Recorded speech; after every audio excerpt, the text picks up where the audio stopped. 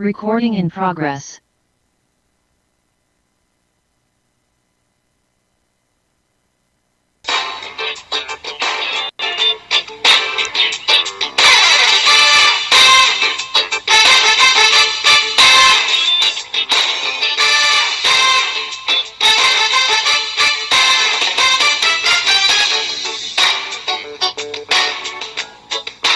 Praise you, Lord. Worship you, Lord.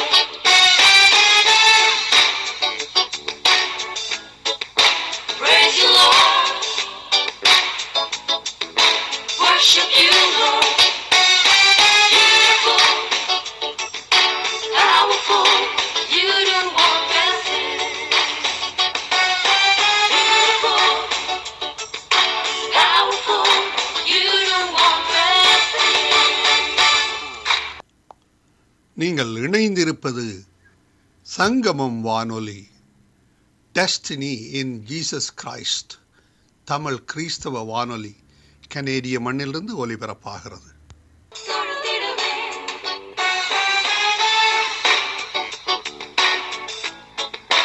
துதித்திடுவே தொழுதிடுவே சிறந்தவர் நியந்தவர் அதிசயமானவர் சிறந்தவர் நியந்தவர் அதிசயமானவர். Praise you, Lord. Worship you, Lord.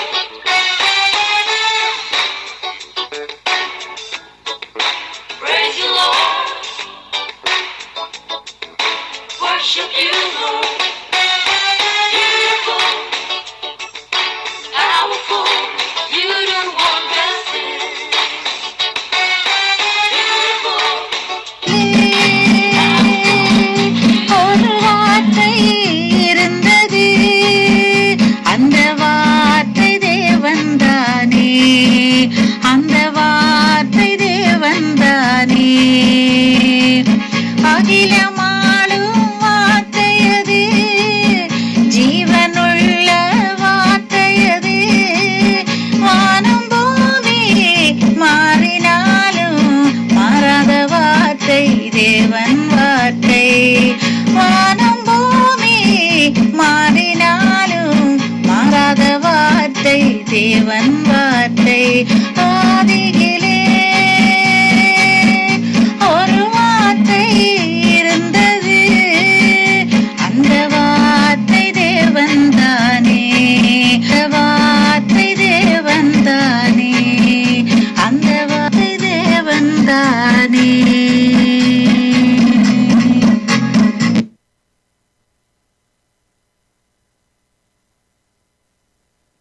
ஒன்று ராஜாக்கள் 4ஆம் அதிகாரம்.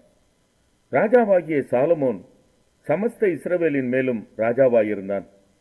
அவனுக்கு இருந்த பிரபுக்கள், சாதோக்கின் குமாரனாகிய அசரியா பிரதான மந்திரியாயிருந்தான். கீசாவின் குமாரராகிய ஏலிஹோரேப்பும் அகியாவும் சம்பிரதிகளாயிருந்தார்கள். அகிலூதின் குமாரன் யோசபாத் மந்திரியாயிருந்தான். யோய்தாவின் குமாரன் பெனாயா படைத்தலைவனும், சாதோக்கும் அபியத்தாரும் ஆசாரியர்களாயிருந்தார்கள். நாத்தானின் குமாரன் அசரியா மணியக்காரரின் தலைவனாயிருந்தான். நாத்தானின் குமாரன் சாபூத் ராஜாவின் பிரதானியும் இஷ்டனுமாயிருந்தான். அகீஷார் அரமனை விசாரிப்புக்காரனும், அப்தாவின் குமாரன் அதோனிராம் பகுதி விசாரிப்புக்காரனுமாய் இருந்தான். ராஜாவுக்கும் அவன் அரமனைக்கும் வேண்டிய உணவுப் பொருள்களை சேகரிக்கிற 12 மணியக்காரர் சாலமோனுக்கு இஸ்ரவேல் தேசமெங்கும் வைக்கப்பட்டிருந்தார்கள். அவர்கள் மாதத்துக்கு ஒவ்வொருவராக வருஷம் முழுவதும் பராமரித்து வந்தார்கள். அவர்கள் நாமங்களாவன: ஊரின் குமாரன், இவன் எப்ராயிம் மலை தேசத்தில் இருந்தான். தேக்கேரின் குமாரன், இவன் மாக்காத்சிலும் சால்பீமிலும் பெத்ஷிமேசிலும் ஏலோன் பெத்தானானிலும் இருந்தான். ஏசேதின் குமாரன், இவன் அருபோத்தில் இருந்தான். சோகோவும் எப்பேர் சீமை அனைத்தும் இவன் விசாரிப்பில் இருந்தது. அமினதாபின் குமாரன், இவன் தோரின் நாட்டுப்புறம் அனைத்திற்கும் விசாரிப்புக்காரனாயிருந்தான். சாலமோனின் குமாரத்தியாகிய தாபாத் இவனுக்கு மனைவியாயிருந்தாள். அகிலூத்தின் குமாரனாகிய பானா இவன் விசாரிப்பில் தானாகும் மெகிதோவும் சார்த்தனாவுக்கு பக்கமாகவும் எஸ்ரேலுக்கு கீழாகவும் பெத்சேயான் தொடங்கி ஆபேல் மெகொல்லா மட்டும் யக்மேயாமுக்கு அப்புறத்து மட்டும் இருக்கிற பெத்சேயான் அனைத்தும் இருந்தது. கேபேரின் குமாரன் இவன் கீலேயாத்திலுள்ள ராமோத்தில் இருந்தான். கீலேயாத்திலுள்ள மனாசேயின் குமாரனாகிய யாவீரின் கிராமங்களும் மதில்களும் வெண்கல தாழ்பாள்களும் உள்ள பாசான் தேசத்தினுடைய 60 பெரிய பட்டணங்கள் உள்ள அர்கோப் சீமையும் இவன் விசாரிப்பில் இருந்தது. இத்தோவின் குமாரன் அகினதாப் இவன் மக்னாயீமில் இருந்தான். அகிமாஸ் இவன் நப்தலியில் இருந்தான். இவன் சாலமோனுக்கு இருந்த ஒரு குமாரத்தியாகிய பஸ்மாத் என்பவளை விவாகம் பண்ணினான். ஊசாயின் குமாரன் பானா இவன் ஆசேரிலும் ஆலோத்திலும் இருந்தான். பருவாவின் குமாரன் யோசபாத் இவன் இசக்காரில் இருந்தான். ஏலாவின் குமாரன் சீமேயி இவன் பென்யமீனில் இருந்தான். ஊரியின் குமாரன் கேபேர் இவன் எமோரியரின் ராஜாவாகிய சீகோனுக்கும் பாசானின் ராஜாவாகிய ஓகுக்கும் இருந்த தேசமாகிய கீலேயாத் தேசத்தில் இருந்தான். இவன் மாத்திரம் அத்தேசத்தில் அதிபதியாயிருந்தான். யூதாவும் இஸ்ரவேலும் கடற்கரை மணலத்தனை ஏராளமாயிருந்து புசித்து குடித்து மகிழ்ந்து கொண்டிருந்தார்கள். நதி தொடங்கி பெலிஸ்தர் தேச வழியாய் எகிப்தின் எல்லை மட்டும் இருக்கிற சகல ராஜ்யங்களையும் சாலமோன் ஆண்டு கொண்டிருந்தான். அவர்கள் சாலமோனுக்கு காணிக்கைகளை கொண்டு வந்து அவன் உயிரோடு இருந்த நாளெல்லாம் அவனை சேவித்தார்கள். நாள் ஒன்றிற்கு சாலமோனுக்கு செல்லும் சாப்பாட்டு செலவு 30 மரக்கால் மெல்லிய மாவும் 60 மரக்கால் மாவும் கலை மான்களையும் வெளி மான்களையும் வரையாடுகளையும் கொழுமையான பறவைகளையும் தவிர கொழுக்கப்பட்ட 10 மாடுகளும் மேய்ச்சலில் இருந்து வந்த 20 மாடுகளும் 100 ஆடுகளுமாம்.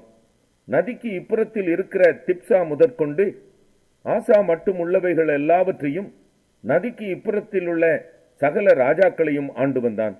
அவனை சுற்றி எங்கும் சமாதானமாயிருந்தது. சாலமோனுடைய நாளெல்லாம் தான் துவக்கி பெயர்சபா மட்டும் யூதாவும் இஸ்ரவேலும் அவரவர் தங்கள் தங்கள் திராட்சை செடியின் நிழலிலும் தங்கள் தங்கள் அத்திமரத்தின் நிழலிலும் சுகமாய் குடியிருந்தார்கள். சாலமோனுக்கு 4000 ரத குதிரை லாயங்களும் 12000 குதிரை வீரரும் இருந்தார்கள். மேற்சொல்லிய மணியக்காரரில் ஒவ்வொருவரும் தன் தன் மாதத்திலே சாலமோன் ராஜாவுக்கும் ராஜாவின் பந்திக்கு வரும் யாவருக்கும் வேண்டியவைகளை ஒரு குறைவுமின்றி பராமரித்து குதிரைகளுக்கும் ஒட்டகங்களுக்கும் வேண்டிய வாற்கோதுமையையும் வைக்கோலையும் அவரவர் தங்களுக்கு இடப்பட்ட கட்டளையின்படி அவைகள் இருக்கும் ஸ்தலத்திற்கு கொண்டு வருவார்கள். தேவன் சாலமோனுக்கு மிகுதியான ஞானத்தையும் புத்தியையும் கடற்கரை மணலத்தனையான மனோவிருத்தியையும் கொடுத்தார். சகல கிழக்கத்தி புத்திரரின் ஞானத்தையும் எகிப்தியரின் சகல ஞானத்தையும் பார்க்கிலும் சாலமோனின் ஞானம் சிறந்ததாயிருந்தது. அவன் எஸ்ராகியனாகிய ஏத்தானிலும் ஏமான் கல்கோல் தர்தா என்னும் மர்கோலின் குமாரரிலும் மற்ற எல்லா மனுஷரிலும் ஞானவானாயிருந்தான். சுற்றிலும் இருந்த சகல ஜாதிகளிலும் அவன் கீர்த்தி பிரபலமாயிருந்தது. அவன் 3000 நீதிமொழிகளை சொன்னான். அவனுடைய பாட்டுகள் 1005. லீபனோனில் இருக்கிற கேதுரு மரங்கள் முதற்கொண்டு சுவரில் முளைக்கிற ஈசோப்பு பூண்டுகள் வரைக்கும் உள்ள மர முதலிய தாவரங்களை குறித்தும் மிருகங்கள் பறவைகள் ஊரும் பிராணிகள் மச்சங்கள் ஆகிய இவைகளை குறித்தும் வாக்கியங்களை சொன்னான். சாலமோனின் ஞானத்தை குறித்து கேள்விப்பட்ட பூமியின் சகல ராஜாக்களினிடத்திலுமிருந்து நானா ஜாதியான ஜனங்களும் அவனுடைய ஞானத்தை கேட்டு 1 ராஜாக்கள் 5ஆம் அதிகாரம். சாலமோனை அவனுடைய பிதாவின் ஸ்தானத்தில் ராஜாவாக அபிஷேகம் பண்ணினார்கள் என்று தீருவின் ராஜாவாகிய ஈராம் கேள்விப்பட்டு தன் ஊழியக்காரரை அவனிடத்தில் அனுப்பினான். ஈராம் தாவீதுக்கு சகல நாளும் சிநேகிதனாயிருந்தான். அப்பொழுது சாலமோன் ஈராமினிடத்தில் ஆட்களை அனுப்பி, என் தகப்பனாகிய தாவீதின் சத்துருக்களை கர்த்தர் அவருடைய பாதங்களுக்கு கீழ்ப்படுத்தி விடும் அளவும் அவர்கள் தம்மை சுற்றிலும் செய்கிற யுத்தத்தினால் அவர் தம்முடைய தேவனாகிய கர்த்தருடைய நாமத்திற்கு ஆலயத்தை கட்ட அவருக்கு கூடாதிருந்தது என்று நீர் அறிந்திருக்கிறீர். ஆனாலும் இப்பொழுதோ என் தேவனாகிய கர்த்தர் எங்கும் எனக்கு இளைப்பாறுதலை தந்தார். விரோதியும் இல்லை, இடையூறும் இல்லை. ஆகையால் நான் உன் சிங்காசனத்தின் மேல் வைக்கும் உன் குமாரனே என் நாமத்திற்கு ஆலயத்தை கட்டுவான் என்று கர்த்தர் தன் தகப்பனாகிய தாவீதினிடத்தில் சொன்னபடியே என் தேவனாகிய கர்த்தரின் நாமத்திற்கு ஆலயத்தை கட்ட வேண்டும் என்று இருக்கிறேன். ஆதலால் லீபனோனில் எனக்காக கேதுரு மரங்களை வெட்ட கட்டளையிடும். சீதோனியரைப் போல மர வெட்டு வேலை அறிந்தவர்கள் எங்களுக்குள்ளே ஒருவரும் இல்லை என்பது உமக்கு தெரியும். அதற்காக என் வேலைக்காரர் உம்முடைய வேலைக்காரரோடே இருப்பார்கள். நீர் சொல்வதின் படியெல்லாம் உம்முடைய வேலைக்காரரின் சம்பளத்தை உமக்கு கொடுப்பேன் என்று சொல்லச் சொன்னான். ஈராம் சாலமோனின் வார்த்தைகளை கேட்டபோது மிகவும் சந்தோஷப்பட்டு அந்த ஏராளமான ஜனங்களை ஆளும்படி தாவீதுக்கு ஒரு ஞானமுள்ள குமாரனை கொடுத்த கர்த்தர் இன்று ஸ்தோத்தரிக்கப்படுவாராக என்று சொல்லி ஈராம் சாலமோனிடத்தில் மனுஷரை அனுப்பி, நீர் எனக்கு சொல்லி அனுப்பின காரியத்தை நான் கேட்டேன். கேதுரு மரங்களுக்காகவும் தேவதாரி விருட்சங்களுக்காகவும் உம்முடைய விருப்பத்தின்படியெல்லாம் நான் செய்வேன். என் வேலைக்காரர் லீபனோனில் இருந்து அவைகளை இறக்கி கடலிலே கொண்டு வருவார்கள். அங்கே நான் அவைகளை தெப்பங்களாக கட்டி நீர் நியமிக்கும் இடத்துக்கு கடல் வழியாய் அனுப்பி அவைகளை அவிழ்த்து ஒப்பிப்பேன். அங்கே நீர் அவைகளை ஒப்புக்கொண்டு என் ஜனங்களுக்கு ஆகாரம் கொடுத்து என் விருப்பத்தின்படியே செய்ய வேண்டும் என்று சொல்லச் சொன்னான். அப்படியே ஈராம் சாலமோனுக்கு வேண்டிய மட்டும் கேதுரு மரங்களையும் தேவதாரி விருட்சங்களையும் கொடுத்து கொண்டு வந்தான். சாலமோன் ஈராமின் அரமனைக்கு போஜனத்திற்காக 20,000 கலம் கோதுமையையும் இடித்து பிழிந்த ஒலிவ மரங்களின் 20 கல எண்ணெயையும் கொடுத்தான். இப்படி சாலமோன் ஈராமுக்கு வருஷாந்தரம் கொடுத்து வந்தான். கர்த்தர் சாலமோனுக்கு சொல்லியிருந்தபடியே அவனுக்கு ஞானத்தை தந்தருளினார். ஈராமுக்கும் சாலமோனுக்கும் சமாதானம் உண்டாயிருந்து இருவரும் உடன்படிக்கை பண்ணிக்கொண்டார்கள். ராஜாவாகிய சாலமோன் இஸ்ரவேலரில் எல்லாரிலும் ஊழியத்துக்கு 30,000 அமஞ்சி ஆட்களை பிடித்தான். அவர்களில் ஒவ்வொரு மாதத்திற்கு 10,000 பேரை மாற்றி மாற்றி லீபனோனுக்கு அனுப்பினான். அவர்கள் 1 மாதம் லீபனோனிலும் 2 மாதம் தங்கள் வீடுகளிலும் இருப்பார்கள். அதோனிராம் அந்த அமஞ்சி ஆட்களின் மேல் விசாரிப்புக்காரனாயிருந்தான். சாலமோனிடத்தில் சுமை சுமக்கிறவர்கள் 70,000 பேரும், மலைகளில் மரம் வெட்டுகிறவர்கள் 80,000 பேரும், இவர்களை தவிர வேலையை விசாரித்து வேலையாட்களை கண்காணிக்கிறதற்கு தலைமையான விசாரிப்புக்காரர் 3,300 பேரும் இருந்தார்கள். வெட்டின கல்லால் ஆலயத்துக்கு அஸ்திவாரம் போட பெரிதும் விலையேற பெற்றதுமான கற்களை கொண்டுவர ராஜா கட்டளையிட்டான். ஆலயத்தை கட்ட சாலமோனின் சிற்பாசாரிகளும் ஈராமின் சிற்பாசாரிகளும் கிபலி ஊராரும் அந்த மரங்களையும் எரேமியா 31 அதிகாரம். அக்காலத்திலே நான் இஸ்ரவேலின் வம்சங்களுக்கெல்லாம் தேவனாய் இருப்பேன், அவர்கள் என் ஜனமாய் இருப்பார்கள் என்று கர்த்தர் சொல்லுகிறார். பட்டயத்துக்கு தப்பி மீந்த ஜனம் வனாந்தரத்தில் இரக்கம் பெற்றது. இஸ்ரவேலுக்கு இளைப்பாறுதலை கட்டளையிடப் போகிறேன் என்று கர்த்தர் சொல்லுகிறார். பூர்வ காலம் முதல் கர்த்தர் எனக்கு தரிசனையானார் என்பாய். ஆம், அநாதி சிநேகத்தால் உன்னை சிநேகித்தேன், ஆதலால் காரூணியத்தால் உன்னை இழுத்துக் கொள்கிறேன். இஸ்ரவேல் என்னும் கன்னிகையே, மறுபடியும் உன்னை கட்டுவிப்பேன். நீ கட்டப்படுவாய். மறுபடியும் நீ மேள வாத்தியத்தோடும் ஆடல் பாடல் செய்கிறவர்களின் களிப்புள்ள கூட்டத்தோடும் புறப்படுவாய். மறுபடியும் சமாரியாவின் மலைகளிலே திராட்சை தோட்டங்களை நாட்டுவாய். நாட்டுகிறவர்கள் அவைகளை நாட்டி அதன் பலனை அனுபவிப்பார்கள். எழுந்திருங்கள், சீயோனில் நம்முடைய தேவனாகிய கர்த்தரிடத்துக்கு போவோம் வாருங்கள் என்று எப்ராயிமின் மலைகளில் உள்ள ஜாமக்காரர் கூறுங்காலம் வரும். கர்த்தர் சொல்லுகிறது என்னவென்றால், யாக்கோபின் நிமித்தம் மகிழ்ச்சியாய் கம்பீரித்து ஜாதிகளுடைய தலைவரின் நிமித்தம் ஆர்ப்பரியுங்கள். சத்தத்தை கேட்க பண்ணி துதித்து, கர்த்தாவே, இஸ்ரவேலில் மீதியான உமது ஜனத்தை ரட்சியும் என்று சொல்லுங்கள். இதோ நான் அவர்களை வட தேசத்திலிருந்து வரப்பண்ணி அவர்களை பூமியின் எல்லைகளிலிருந்து கூட்டி வருவேன். குருடரும் சப்பாணிகளும் கற்பவதிகளும் பிள்ளை தாட்சிகளும் கூட அவர்களில் இருப்பார்கள். மகா கூட்டமாய் இவ்விடத்துக்கு திரும்புவார்கள். அழுகையோடும் விண்ணப்பங்களோடும் வருவார்கள். அவர்களை வழி நடத்துவேன். அவர்களை தண்ணீர் உள்ள நதிகள் அண்டைக்கு இடராத செம்மையான வழியிலே நடக்க பண்ணுவேன்.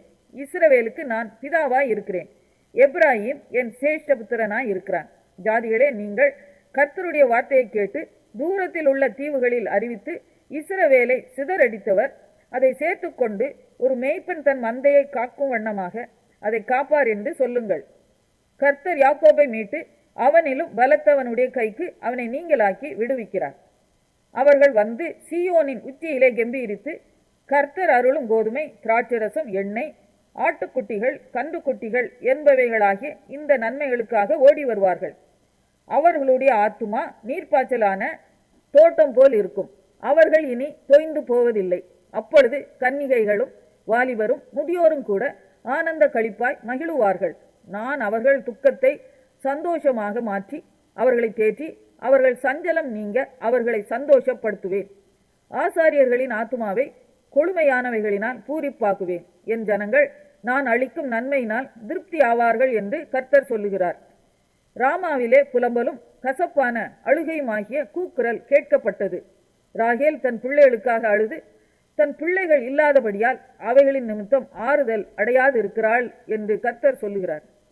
நீ அழாத படிக்கு உன் சத்தத்தை அடக்கி, நீ கண்ணீர் விடாத படிக்கு உன் கண்களை காத்துக்கொள் என்று கர்த்தர் சொல்லுகிறார்.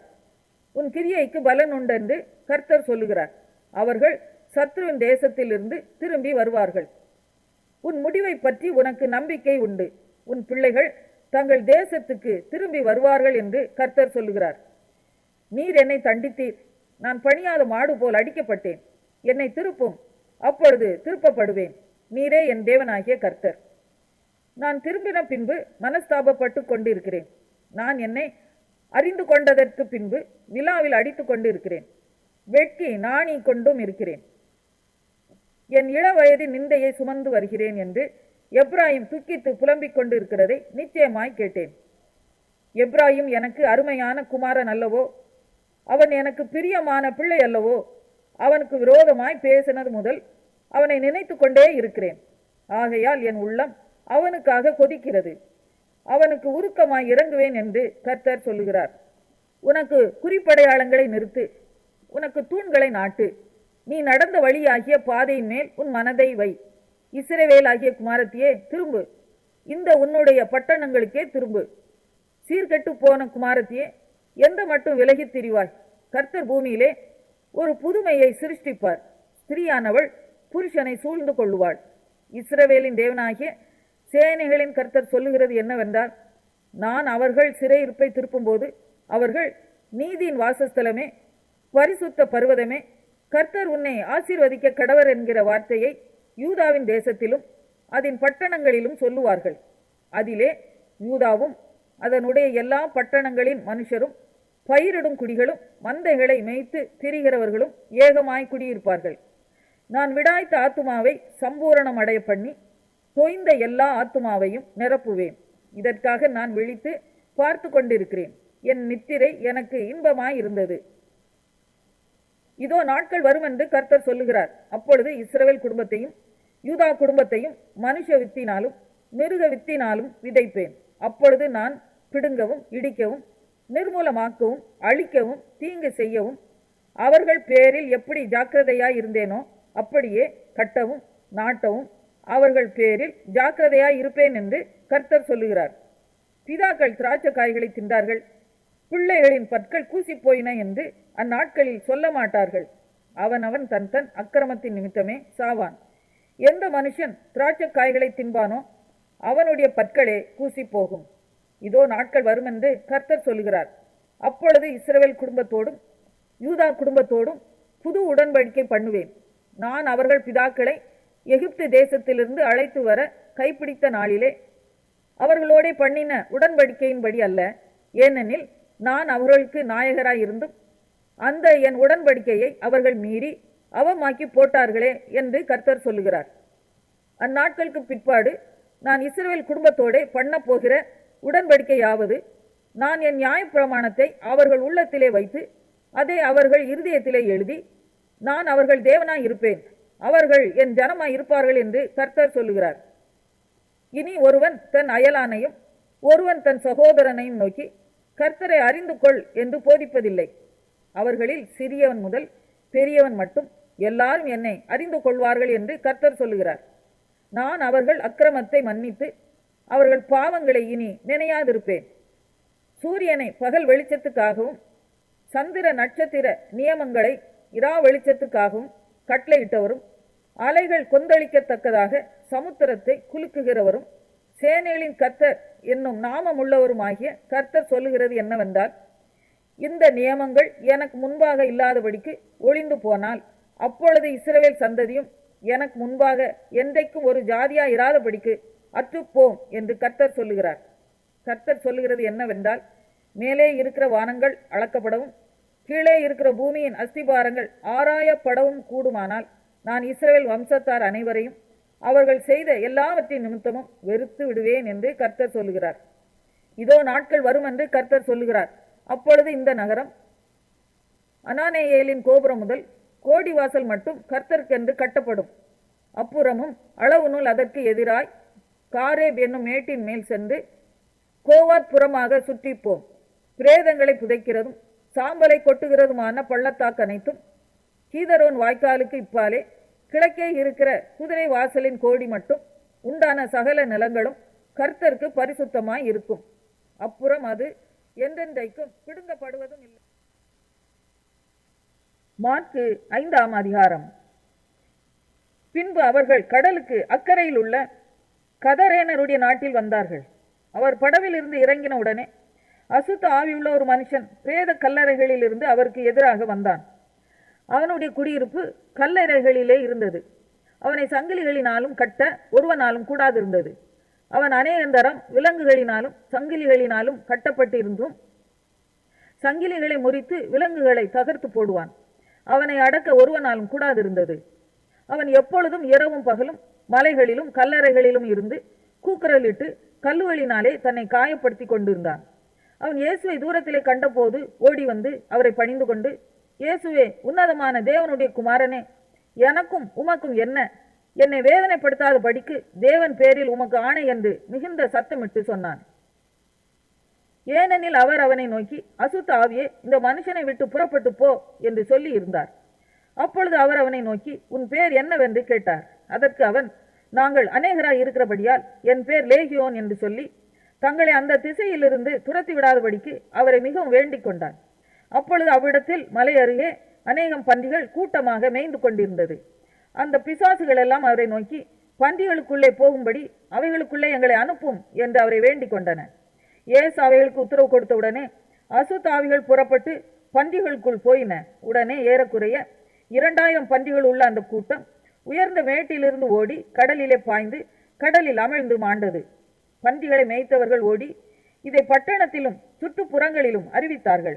அப்பொழுது சம்பவித்ததை பார்க்கும்படி ஜனங்கள் புறப்பட்டு இயேசுவினிடத்தில் வந்து, லேயோன் ஆகிய பிசாசுகள் பிடித்திருந்தவன் வஸ்திரம் தரித்து உட்கார்ந்து புத்தி தெளிந்திருக்கிறதை கண்டு பயந்தார்கள்.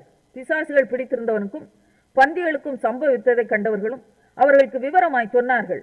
அப்பொழுது தங்கள் எல்லைகளை விட்டு போகும்படி அவரை வேண்டிக் கொள்ள தொடங்கினார்கள். அப்படியே அவர் படவில் ஏறுகிற பொழுது பிசாசு பிடித்திருந்தவன் அவரோடு கூட இருக்கும்படி தனக்கு உத்தரவு கொடுக்க அவரை வேண்டிக் கொண்டான். இயேசு அவனுக்கு உத்தரவு கொடாமல், நீ உன் இனத்தாரிடத்தில் உன் வீட்டுக்கு போய் கர்த்தர் உனக்கு இறங்கி உனக்கு செய்தவைகளை எல்லாம் அவர்களுக்கு அறிவி என்று சொன்னார். அந்தபடி அவன் போய் இயேசு தனக்கு செய்தவைகளை எல்லாம் தெக்கப்போலி என்னும் நாட்டில் பிரசித்தம் பண்ண தொடங்கினான். எல்லாரும் ஆச்சரியப்பட்டார்கள்.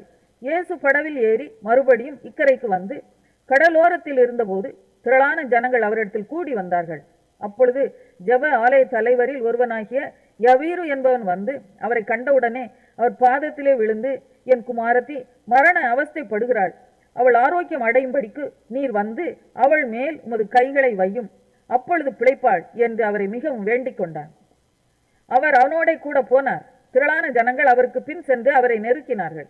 அப்பொழுது 12 வருஷமாய் பெரும்பாடு உள்ள ஒரு ஸ்திரீ அநேக வைத்தியர்களால் மிகவும் வருத்தப்பட்டு தனக்கு உண்டானவைகளை எல்லாம் செலவழித்தும் சற்றாயிலும் குணமடையாமல் அதிக வருத்தப்படுகிற பொழுது இயேசுவை குறித்து கேள்விப்பட்டு நான் அவருடைய வஸ்திரங்களை ஆகிலும் தொட்டால் சொஸ்தமாவேன் என்று சொல்லி ஜனக்கூட்டத்துக்குள்ளே அவருக்கு பின்னாக வந்து அவருடைய வஸ்திரத்தை தொட்டாள்.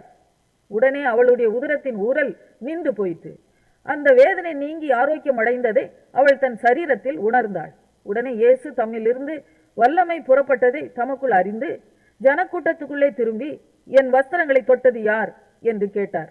அவருடைய சீஷர்கள் அவரை நோக்கி, திரளான ஜனங்கள் உம்மை நெருக்கி கொண்டிருக்கிறதை நீர் கண்டும் என்னை தொட்டது யார் என்று கேட்கிறீரே என்றார்கள்.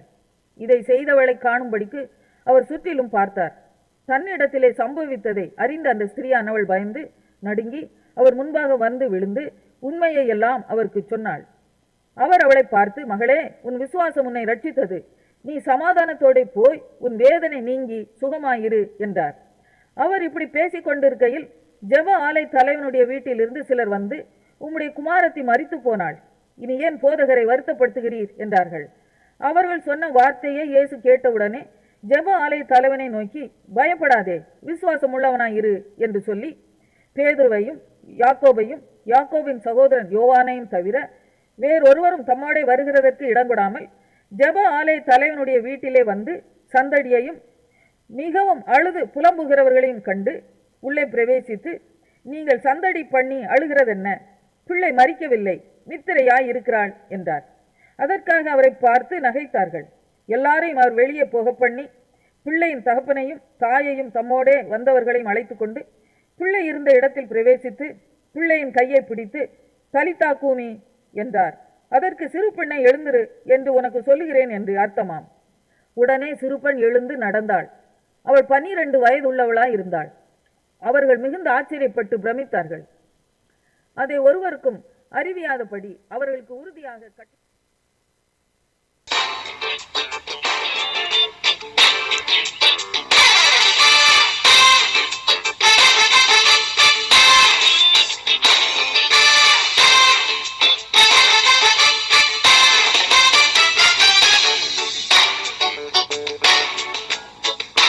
Praise you, Lord. Worship you, Lord.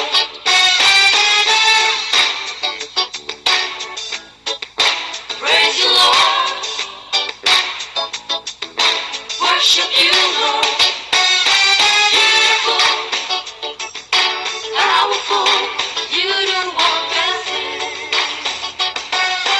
Beautiful, powerful, you don't want blessing.